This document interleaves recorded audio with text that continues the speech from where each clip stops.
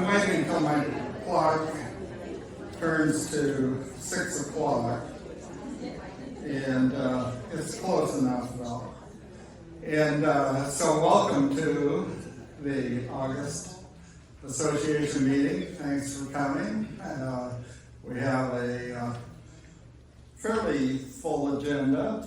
If you were here in time to watch the pictures that we're showing, those are residents who have moved into Friendsview during the last 12, 13 months, well, basically since Sutton opened. And there's something like 140, not all pictures weren't just Sutton residents, the majority of course were, but also new residents that came into existing units. And Sutton had a birthday party. Why isn't that advancing? Well, we'll do it that way. Sutton had a birthday party, and to celebrate a week or so ago, and we're glad for the way that these new residents are contributing to our community. And since our last meeting, there have been 8 new residents have moved into Friendsview. These are those 8. I'll give you their first names, and so that you can remember and greet them by their name when you see them. So starting upper left, Chris, Michelle, Trina, Jill, Jeanne, and then the bottom row, Jeanne, Mary, Paula, and Diane. And now, if you just remember one of those names, and then when you see somebody that you see in this picture and call them by that name, you will have a 12.5% chance of being right.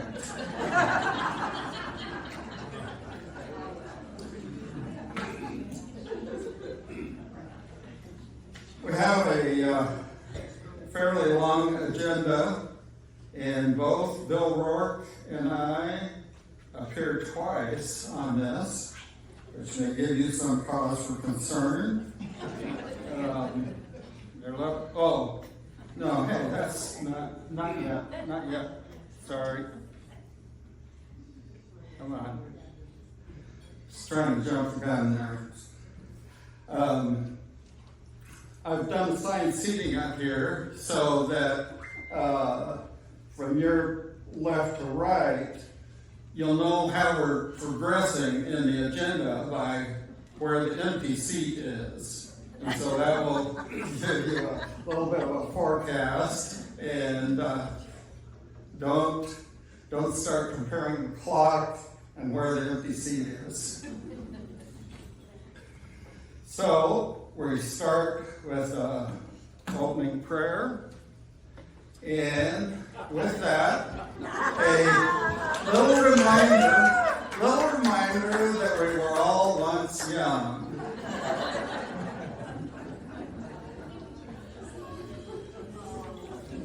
He tricked me into that. Let's pray. Creator God, we give you thanks for all the blessings we have from your hand.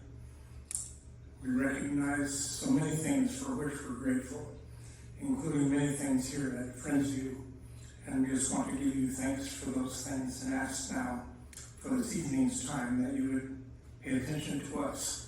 We know that you care about each one of us individually, and so we're so grateful for that, and pray that as we consider the activities of Friendsview tonight, that you would bless us in those discussions and in those announcements that are made.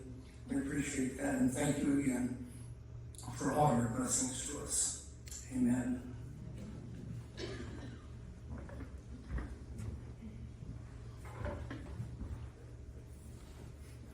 We have 4 memorials and one recent death. Sam Bowman loved hiking, fishing, and gold mining. He had 2 children, 7 grandchildren, 10 great-grandchildren. He really loved his wife of 50-plus years and his family. Jeanne Clemons was married to the love of her life for 72 years. They had 3 children, 9 grandchildren, and 16 great-grandchildren. Jeanne loved reading toy poodles, listening to ministers such as David Jaramillo and old hymns. Her faith and family were 2 things that were very important to her and close to her heart.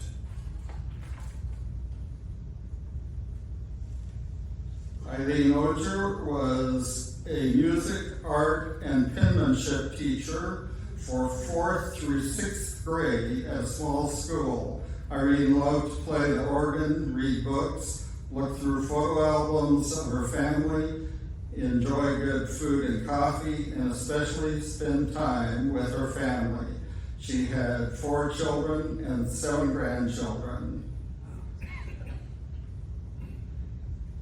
Eric Palmer, I didn't locate the normal sort of bio blurb that we do with memorials, but so I'm going to share what might be called an anecdote about his life. He grew up in Kirkland, Washington, and when he was 18 or 19 was eligible for the military draft, but growing up in a very small Quaker church, he developed a personal conviction about any involvement that ended with the taking of another person's life. When he registered for the draft board, he registered as a conscientious objector to military involvement. Just yesterday, Marlene Crandall died, and we'll have memorial information next month. And now we'll bring Bill Rourke back up to announce scholarship recipients.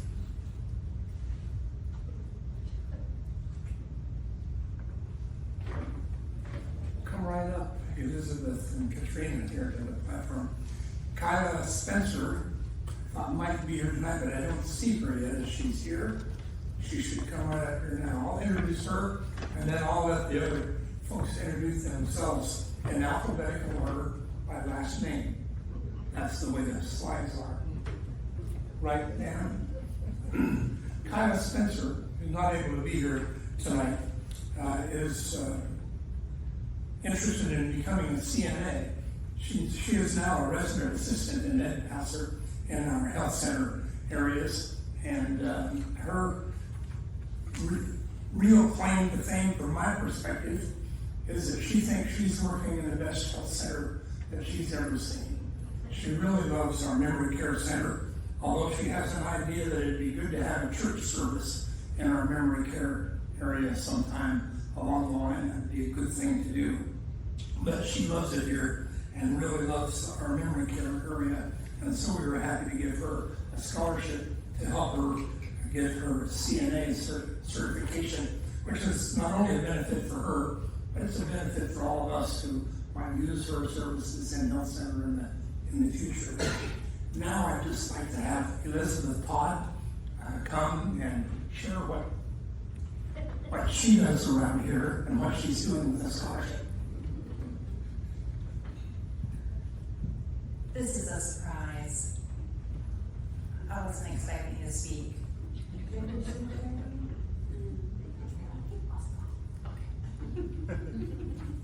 My name is Elizabeth Todd. I've worked here for about 1.5 years, in the English Language Learner Program, because Friendsview is a place that's ambitious for its employees, that they not only have a good place to work, but they can also learn and grow and advance. They can come in at the position, any position, such as a housekeeper, and they don't need to stay there for the next 30 years, that we have a built-in structure to help them learn, grow, and advance. And so I've been motivated to bring in some funds to Friendsview so we can continue these good programs.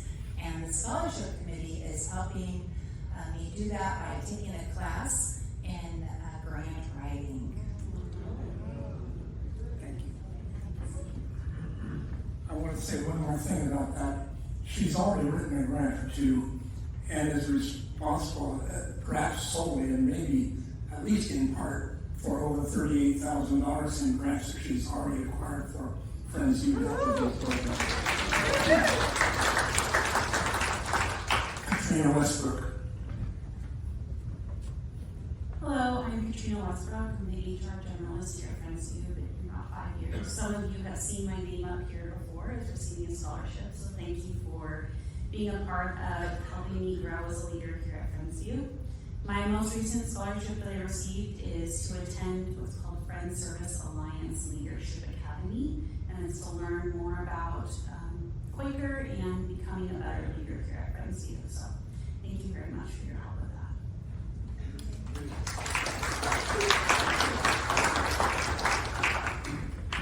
that. I've told the since that they have other lives, if they need to leave, they're welcome to do that, or they can stay here in our meeting if you want to, but they've got another life. Thank you. I just want to emphasize that those are 3 recipients of scholarships. We're introducing people that have been granted scholarships at every single one of these meetings, at least 2 or 3. And I know of 3 more that we've already granted scholarships to that we'll introduce next month. I'm saying all that to say, donate. We really appreciate the ministry that we can provide as long as there are funds to do that. And a large portion of the funds that we use to provide these scholarships comes from donations from residents here at Friendsview. Those of you who are new, we also get some funds from the net proceeds from the marketplace, so buy your supplies there when you can. And we have some funds that come from the resident council budget, which comes from the resale store and their work, so buy your stuff down there as well. Thank you.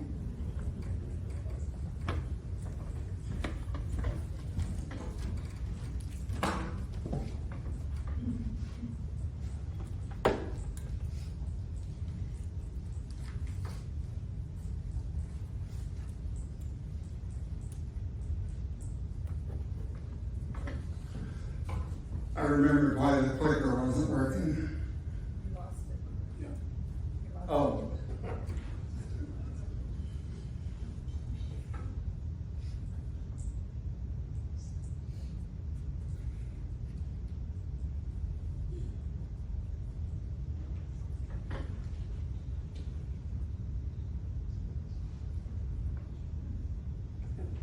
Okay, well, this character is kind of persistent. So I guess I'll let him go ahead and introduce himself. Hi, I'm Hub. Okay, well, tell us more about yourself.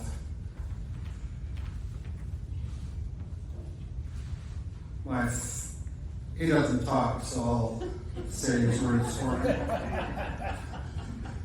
My full name is Community Hub, but you can call me the Hub. You first called me Touchtown, and then I became Uniguest.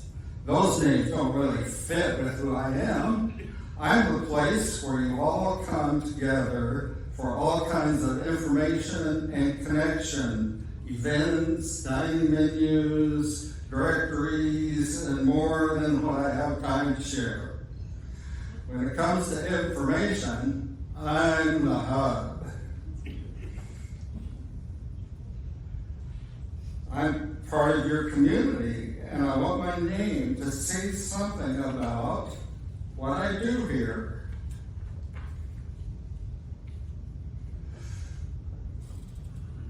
So, Community Hub is what we have referred to up to now as either Touchtown or Uniguest.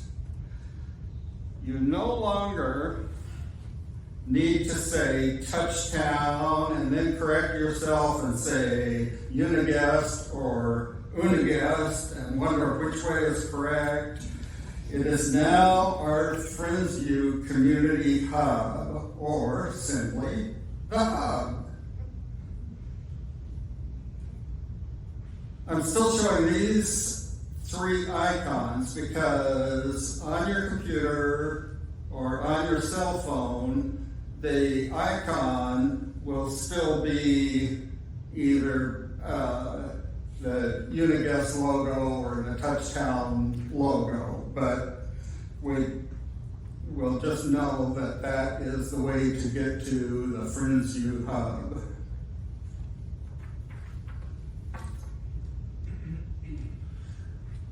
We've been doing each month some aspect of what characteristics make up a good community.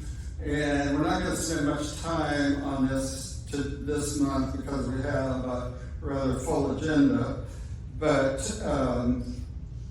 I do want to highlight this one for this month, and that is that they define clear policies and obligations.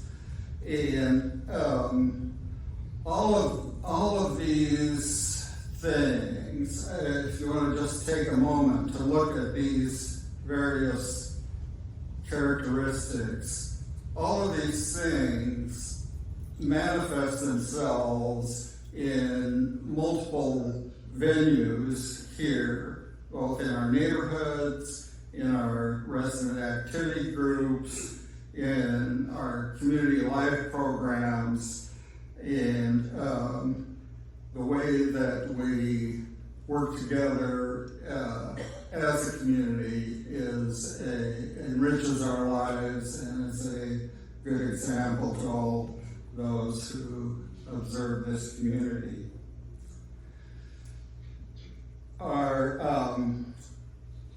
As a residents association, we have a resident representative to the board of directors of Friendsview, and that voting representative is our past association chair, Carol Sherwood, who's going to give us a summary report of the last meeting.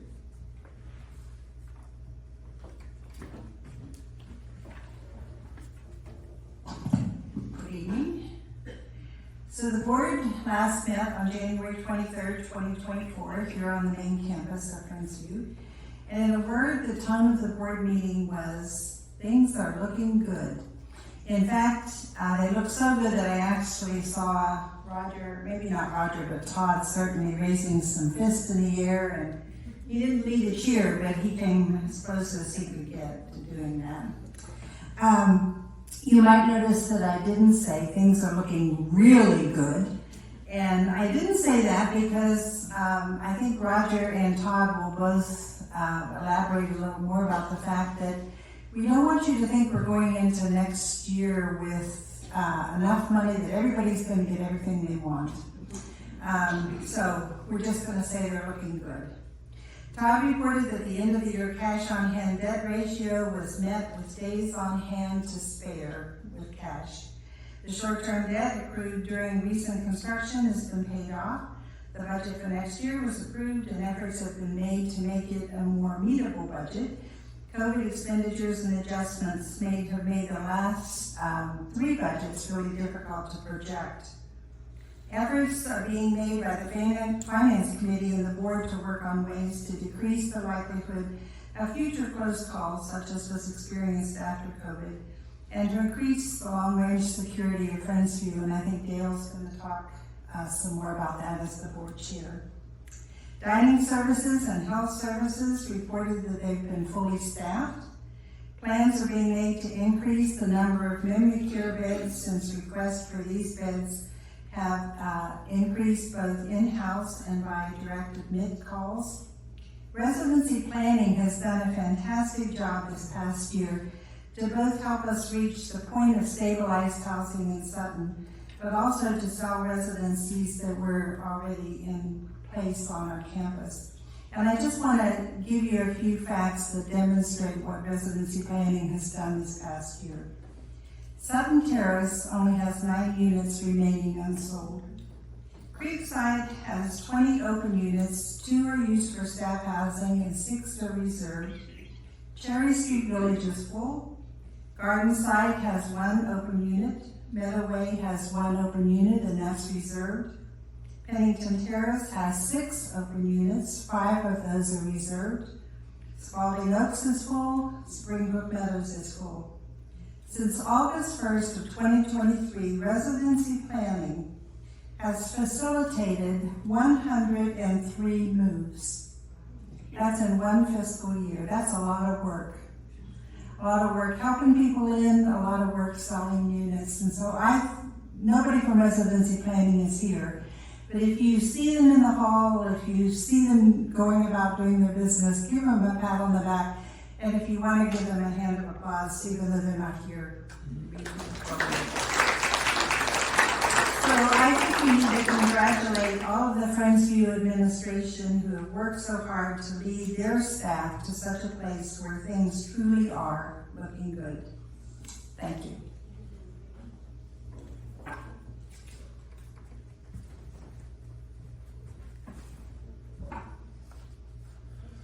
Before Board Chair Dale Welcome comes, I want to just make a comment that as chair of the association, it's a rich privilege to be able to work with these folks who are sitting up here on the platform and the ways in which they care deeply for residents is much appreciated. Dale, welcome.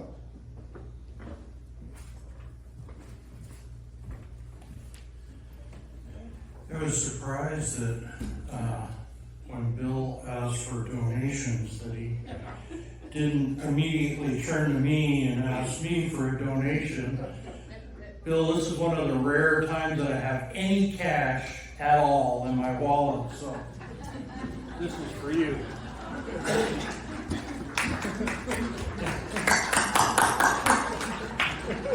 And hand it right over to the right person. But it's so good to see such a full house. This is great. If I haven't met you, my name is Dale Welcome.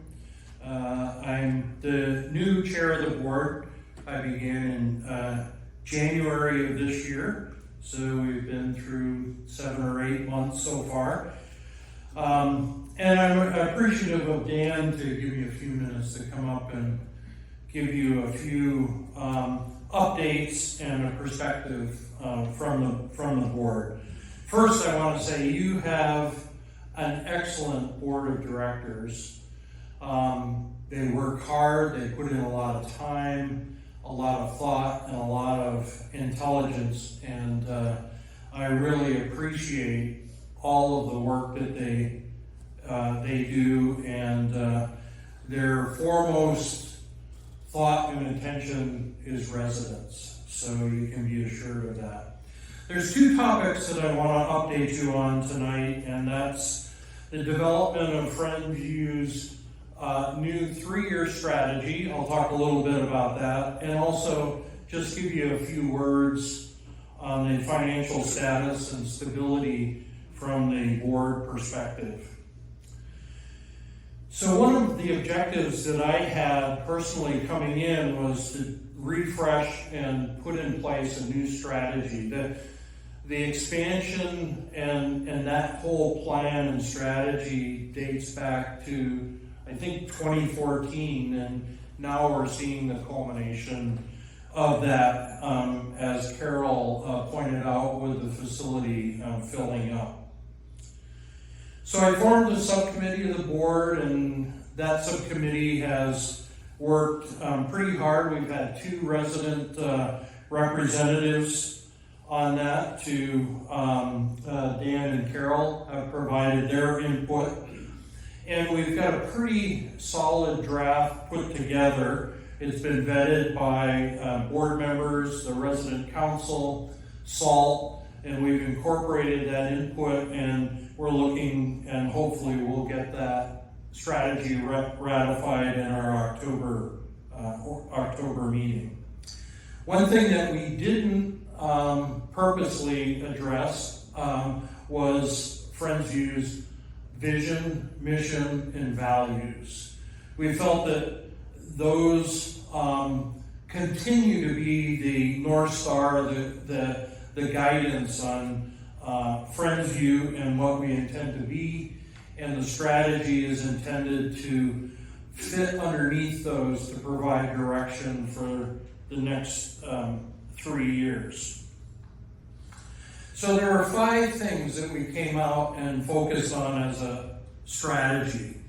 And once it's ratified, I can come back to you and share documents, and you can see exactly what has been approved. But there are 5 areas that we wanted to focus on for the future of Friendsview. Number 1, residents. I mean, we exist because of you, and so that needs to be number 1 to, I said cultivate, but continue to cultivate a thriving community that we have here. We're getting much bigger, and sometimes that can be lost in size as we scale, and so we want to be sure to build strategies and plans around continuing that and build on the good things that have been going on around here. Number 2 was a focus on operations for excellence, sustainability, and effectiveness. So I'm a consultant, so those are a lot of consultant words, but really, again, as Friendsview has grown, we are operating at a very different level than we have in the past.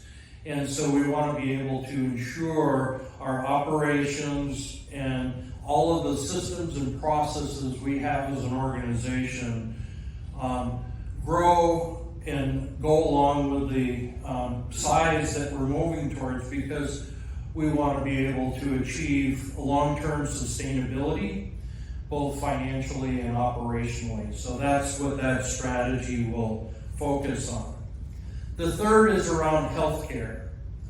And really that is focusing on the new facility that we have with Charles Beals, and to build a sense of full confidence and trust for you as residents that the care that's delivered there will be there and will be of quality when you need it.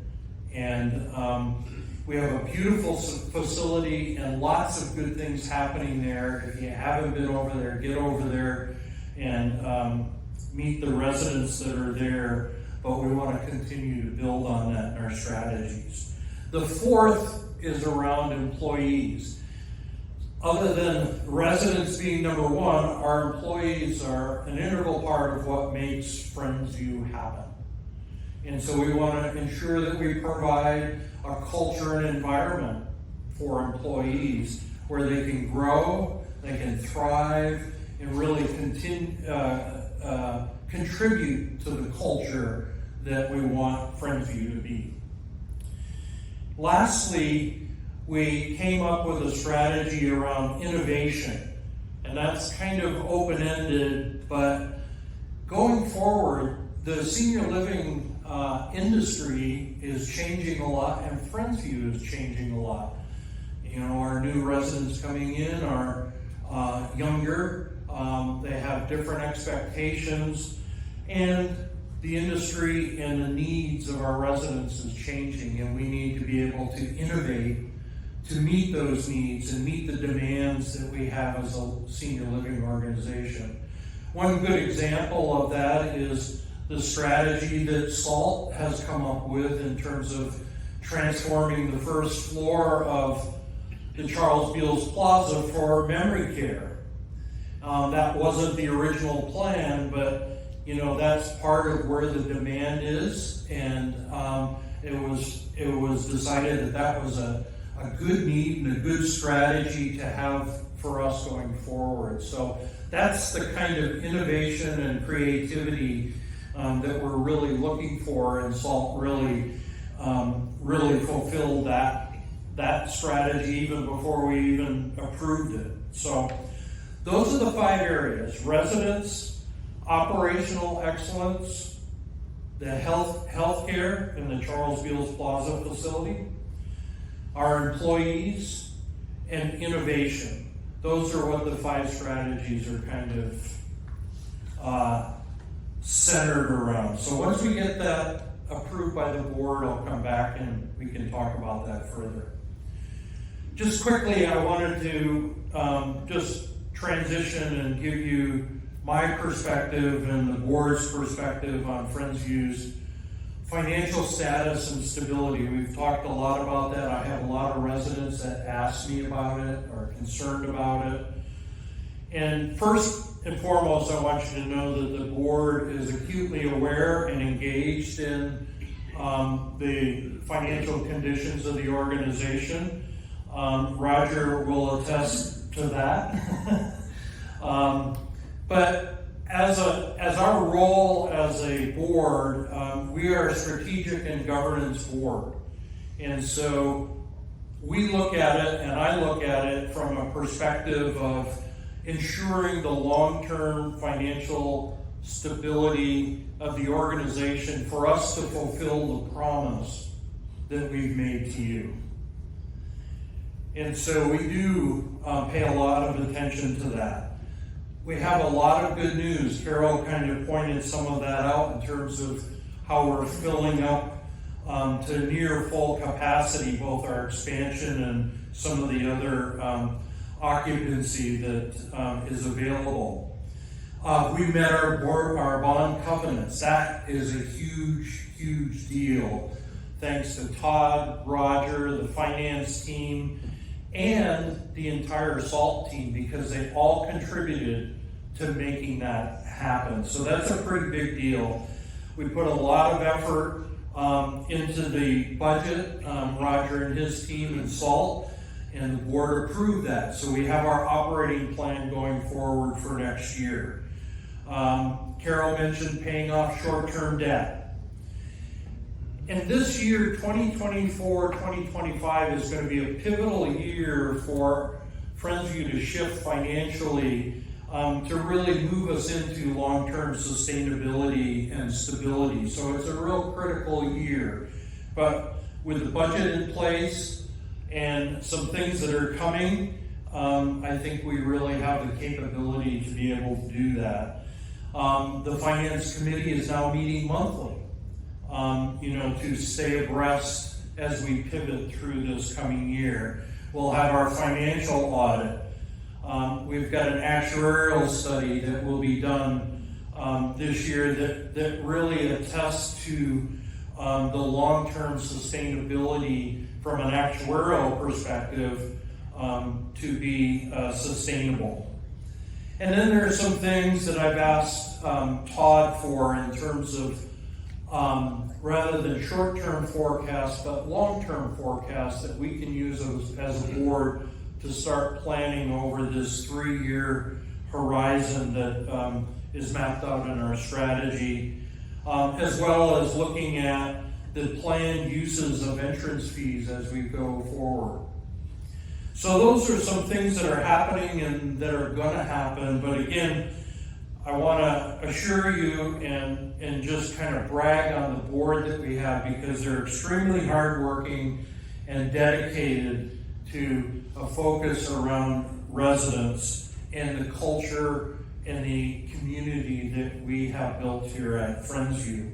And I'm incredibly grateful for their contributions, as well as the contributions from Todd and Roger and SALT to the work that's done every day.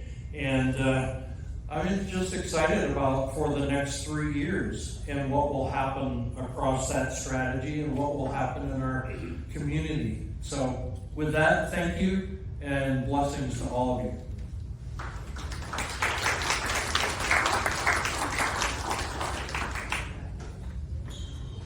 Just as a footnote relevant to the Residents Association, the Residents Association has 2 representatives on the Finance Committee of the board, and those 2 people are Bob Olson and Kathy Try. I have just one affirmation that came in from Cynthia McCracken, my favorite Friendsview resident.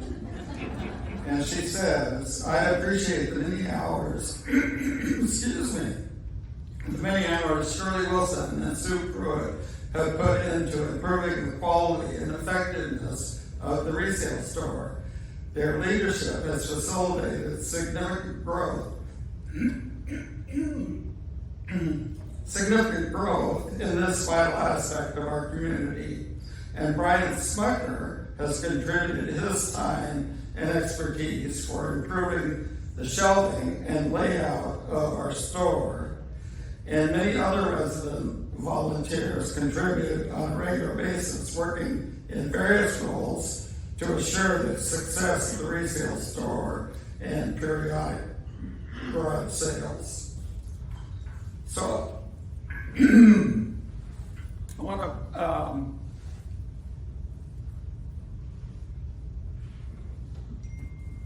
one word that maybe is most applicable to the resale store right now is more, because they are getting more donations for one thing, and that's a picture of the opening. There's been under that opening where you can leave your donations. That bin gets filled up on a regular basis, and larger items also come in.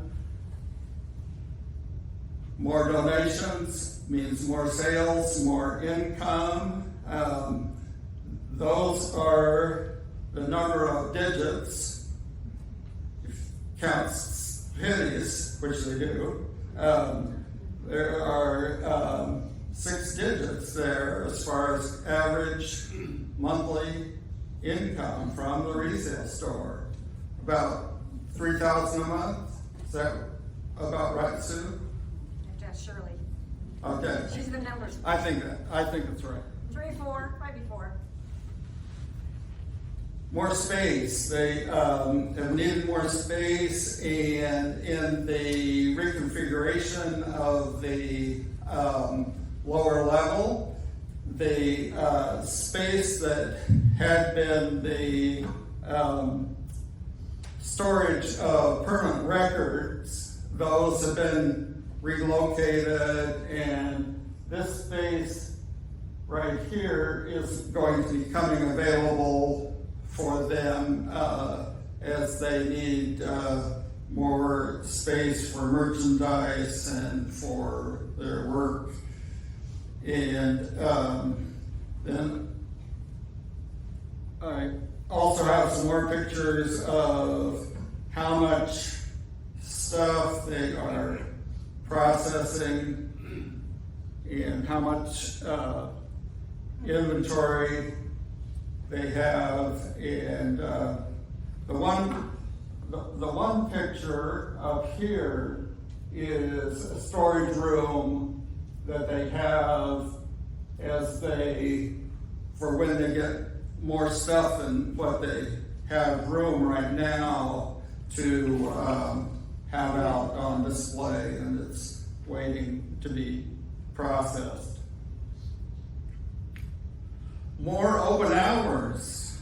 They are open Monday, Wednesday, and Friday from 9 to 11. Sometime in September, they're going to be adding Tuesday and Thursday afternoons from 1 to 3 to better accommodate your opportunities to shop. With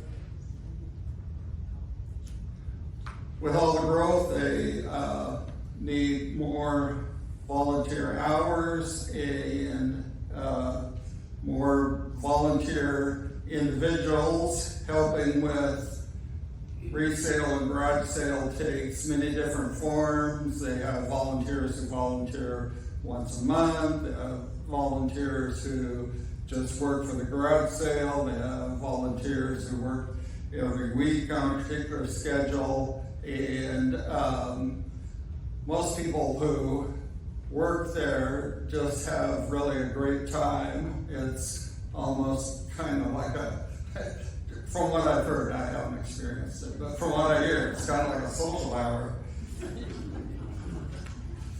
Okay, we'll move along, and the next presenters will just go in sequence. I won't get up to introduce Lora Froescher, Community Live. Musical chairs or something. And it will be Roger Watson, CFO, Todd Engle, Executive Director, Virginia Wood, Vice Chair of the Residents Association, will be doing the Do You Know? It's a really good thing we decided not to play musical chairs tonight. That would have really messed things up. Does anybody know what you call a shoe made out of bananas? Slippers! I heard it. Bum. So if you've been following the e-announcements at all and have been participating in some of our goodbye parties, we've had some transitions in community life. I can assure you that there's nothing going on behind the scenes that you don't know about. These were just transitions of staff moving on to other things that they're pursuing and excited about, so we're very happy for them. And it's left a little bit of transition, but the good news is it's given me an opportunity to do a little bit of restructuring and take a look at where our time is being spent with staff hours. So I want to just make you aware of a couple of minor changes that are coming up, and then also we welcomed our first new staff person, Julie Mitt. You may know her from dining. She was the catering captain, and she is going to be a great fit for the life enrichment position that Angelina previously held. So her first day was today, and so we're getting her going, so that's exciting. She will start with Sophia's position. So Sophia was doing all of the room setups, she was doing all of the room reservation forms. So that's the first thing that Julie's gonna do is learn her job, and because she'll be supervising that position, and we'll start looking at applications this week and start hiring for that position. Tiffany Larson, you may have seen her at the welcome desk from time to time. She was our backup receptionist. And I have offered the position to someone, but I can't announce who that is yet because we're still in the paperwork process. But you will love her. She's wonderful, and you may recognize her. Danielle Prow, you've seen her at the welcome desk, and she will be finishing up. She's actually starting with residency planning this week. But she'll be helping us out this coming weekend just to get us through the transition, which is really, really nice of her. And she's going to be moving into the creative content specialist position with residency planning, which is actually her background. That's what she studied, and she's just fantastic at it. So we're really happy for her. So what is happening with the welcome desk, you might be wondering? So we are actually going to be changing the hours just very slightly. We had already started tracking how many people stopped by, how many phone calls we had during certain times of the day. And we found that there's times when they're twiddling their thumbs and not doing a whole lot. So instead of having staff sit there, we thought let's reallocate those hours to better use. So starting August 26th, next Monday, it'll be Monday through Friday from 8 a.m. to 6 p.m. Someone will be at the front desk those hours. And on Saturday and Sunday, there's no change to the hours. It's still 8 to 5 both days, but we will be closing for 30 minutes for lunch break.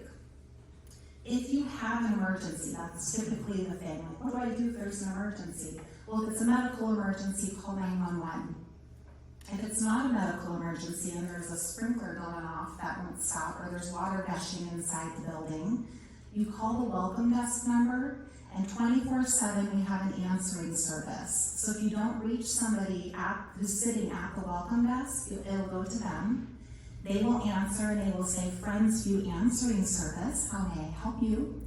And then you'll know who you're talking to. So if there is an emergency, let them know there's an emergency, this is what's going on. They have a phone tree that they call through, and these are on-call staff, and they will reach someone. If they don't reach the first person, they go to the next person, and then they call the next person back. So usually staff are very responsive, and then we can take care of the problem as quickly as possible. Talia is going to be working Monday through Thursday, so you'll see her a lot more at the desk. And Jeanne is going to be working Friday, Saturday, and Sunday. So those are that would be the new look of the welcome desk. And if you have any questions, feel free to send me an email or ask me.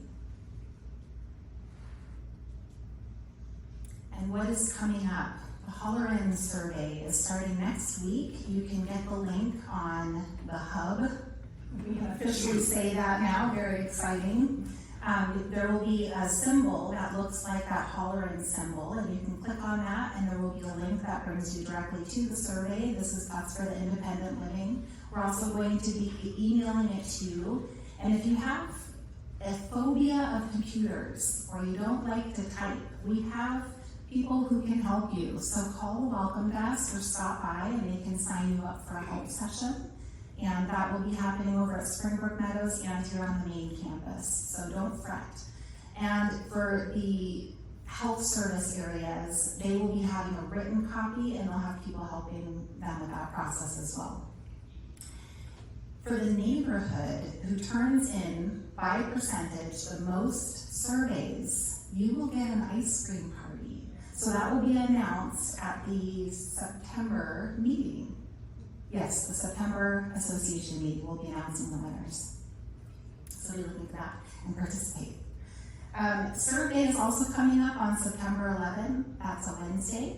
They'll be here from 10 a.m. to 3 p.m. We're going to end survey with an ice cream time. So we would encourage you to come by, grab an ice cream, and visit with some George Fox students. That will be from 2 to 3 p.m. Either in here or in the dining hall.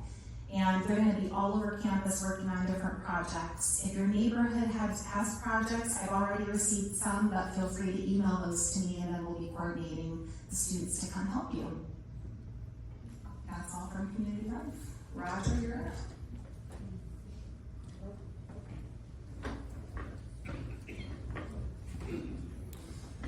Thank you, Lora.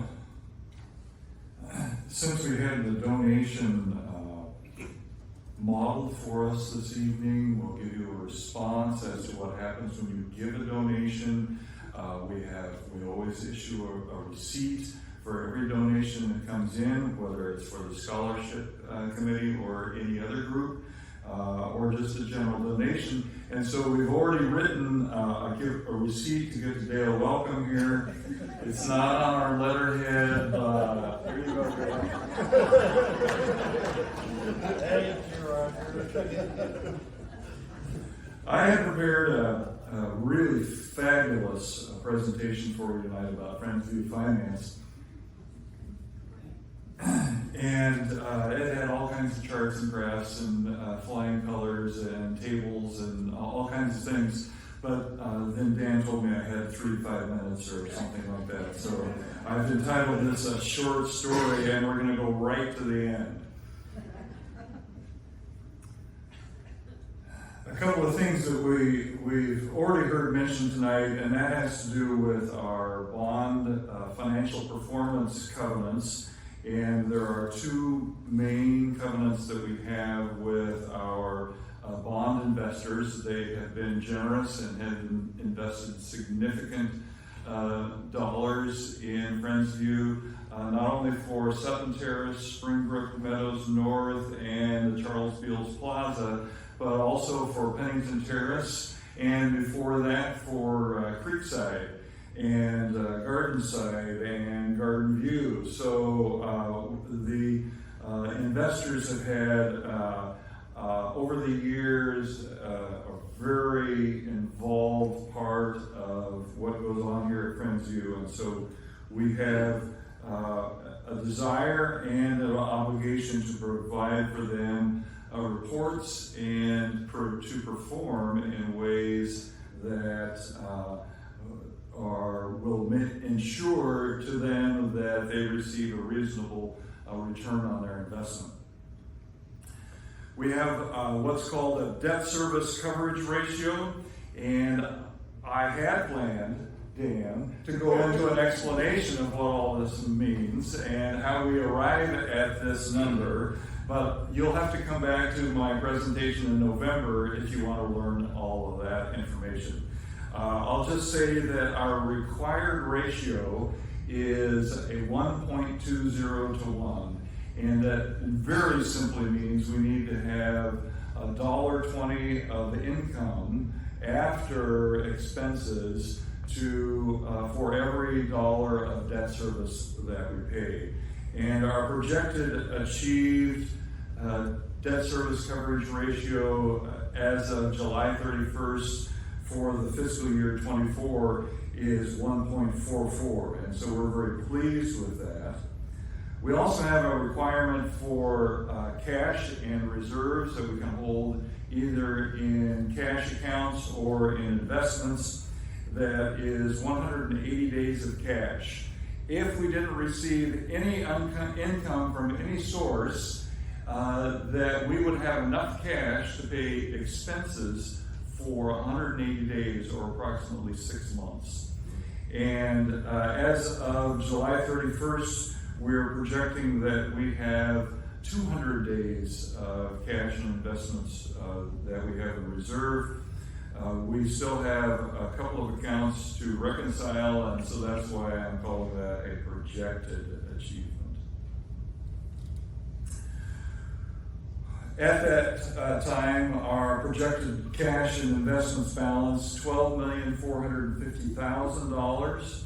That is cash and investments that we are free to use in any way that we believe is the best use of funds for the benefit of the Friendsview community and its residents.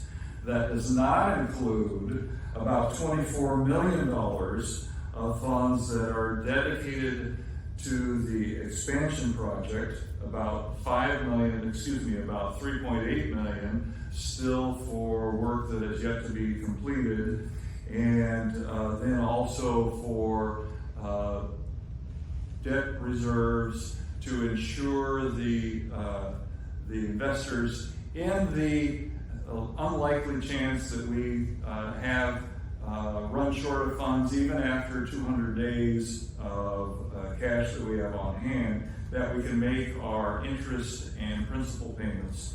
And so those funds are set aside in a special account that we don't have access to, and that will ensure those investors that we can pay them.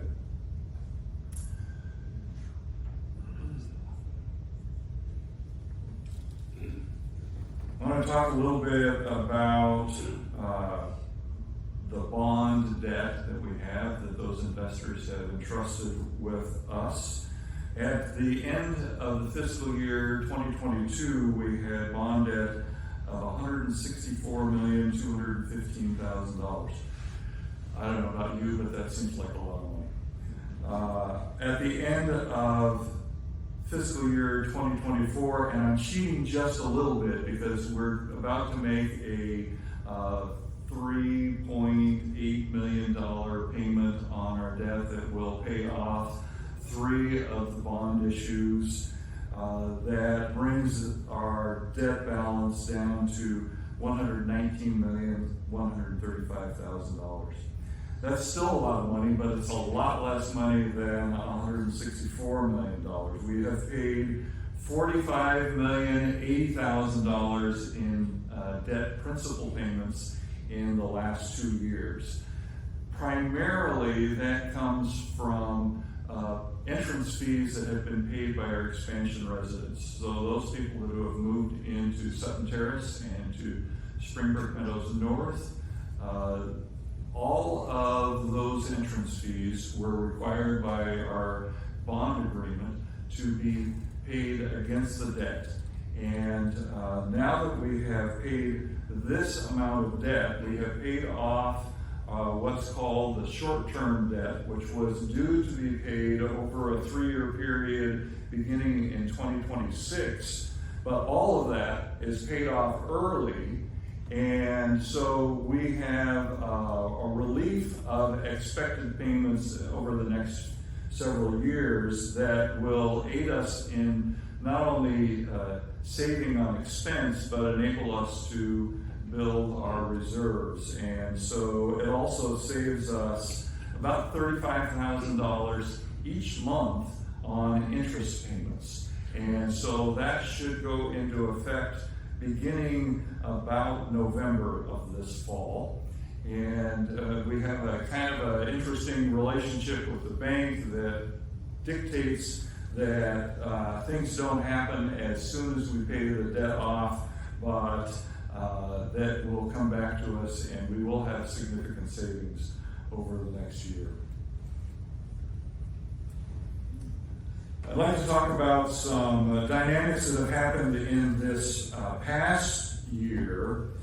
The fiscal year 2024, which began August 1st of 2023, is kind of the tale of two cities, if you will.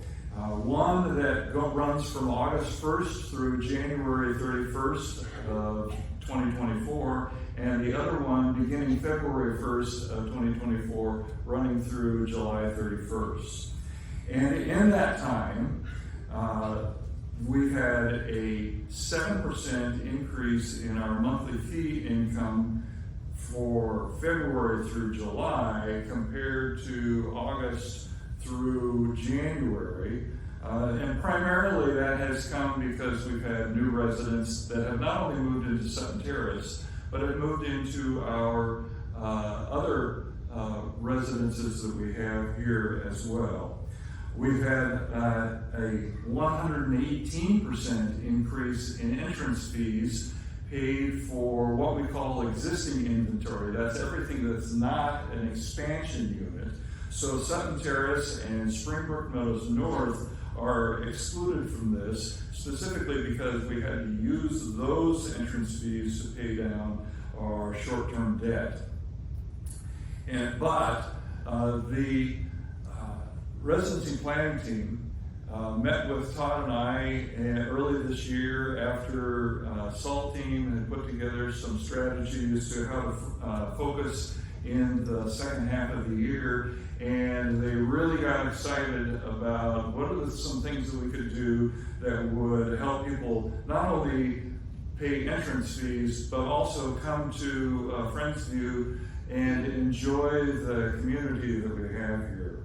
And so we've seen our entrance fees increase significantly in that time, and that has helped us to meet the covenants that we've had good success in meeting this year.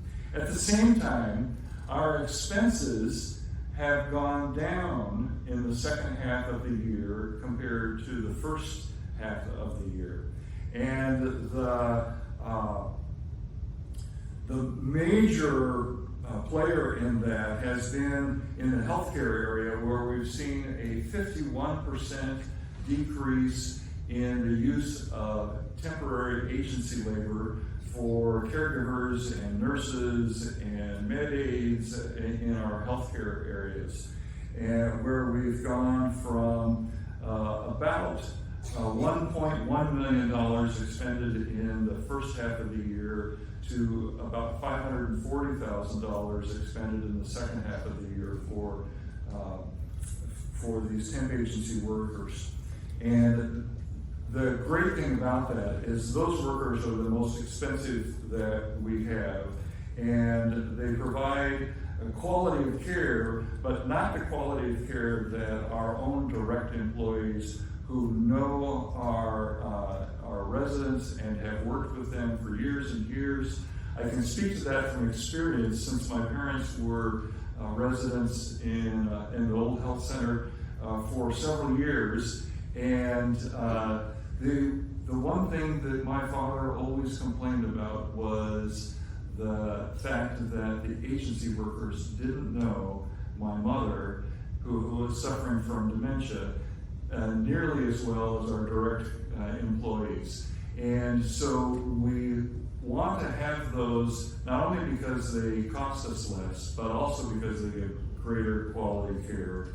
And so we're very fortunate to have a staffing coordinating office that has done great work in reducing the number of agency workers that we have simply by hiring new direct employees. And some of them have actually come from the agencies, and they wanted to come here because they liked it so much to work for Friendsview. And so as we go into the next fiscal year, which we're 2 weeks into now, almost 3 weeks into, we're excited about the things that are happening financially and the challenges that are in front of us, and looking forward to what will be happening in this coming year. Stay tuned for my full presentation in November, where we'll talk about, where I'll get to share with you all the charts and graphs and financial tables and everything that I know you're so excited to hear about.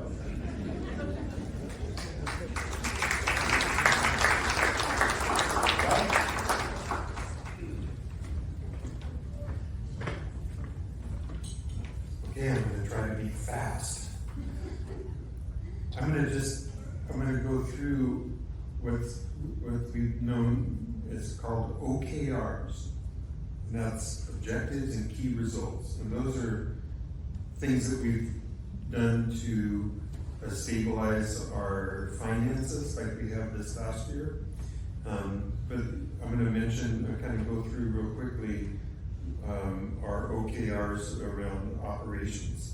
So we're working on managing to our budget. We have a goal of being within 1% of our budget. And that's especially going to be focused on our staffing budget, which is about $13 million for the year to support our staff. We're going to continue to do that by keeping our agency low. And there's just a side note, we were considering reducing services at our bistro because on the weekends because it wasn't getting used. And Cassandra did some great work offering a new dining option on the weekends, a buffet, a Sunday buffet, and that's been very successful. And so now we're going to keep our bistro open. That's exciting. We also have goals around disaster and emergency response. We're doing our second evacuation drill this next week, or maybe it's this week. Is it tomorrow? It's this week. And then we're also going to be working on after-hours staff training for emergency response. We have a goal, new goals we put on our OKRs for being the best place to work. Elizabeth Todd is key to that, who just got the scholarship. And just to remind you that she's working with our staff that haven't really been considered very much in the world, in our organization. Those are people who speak English as a second language, or maybe have reading levels that are high school or below. And so all the work she's doing is really focused on looking through our materials to make sure they're readable and understandable by all of our employees. We'll be working on a master plan and a capital item list, posting our capital item list so that people can see where their pet projects are on the list and when we can expect to work on them. And then we'll be working on a strategic master plan that helps us understand what we can expect for the community for our future, different, when we might build and do more projects. And I can tell you right now, it's not soon. We're also, like Dale said, we're working on expanding services, so setting goals to expand our home care by adding more staff, and then also we're working on a housekeeping service for that people can buy housekeeping services on campus. And then Dale already mentioned that we're expanding our memory care to the first floor. So this is new memory care, not replacing our old, expanding how much service we have for memory care.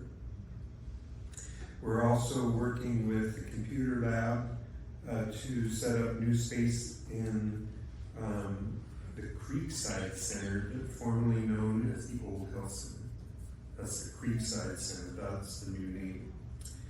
The last thing I'd like to say is that we have hired our new Chief Operating Officer. Her name is Christina Jaramillo. I think that's how you say her last name. She's, the last 7 years, has been working managing hospice services in the state. She's worked for a company doing that. In the 12 years prior to that, she worked for the Oregon Department of Human Services and Aging and People with Disabilities. She was a manager and policy analyst and a team manager. She has her master's in healthcare administration and a bachelor's in accounting. So she will be overseeing our health services, dining services, and community life. So the administrators that are currently in those areas will be under her authority. Thank you.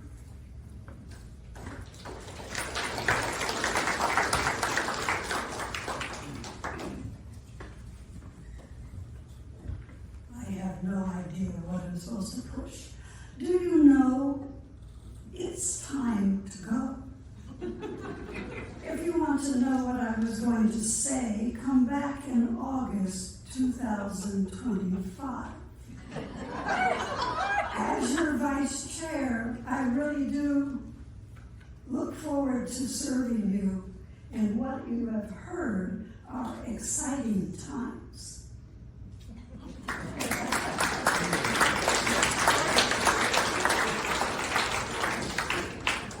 Before I dismiss you, I want to share one of my OKRs, and that is to have the meetings average 1 hour in length. But I haven't been keeping track of the times when we've been less than an hour, and I think that we have banked about probably 9 minutes already. And so I think I'm still meeting my OKR.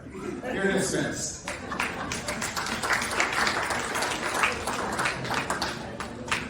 Don't turn the dashboard.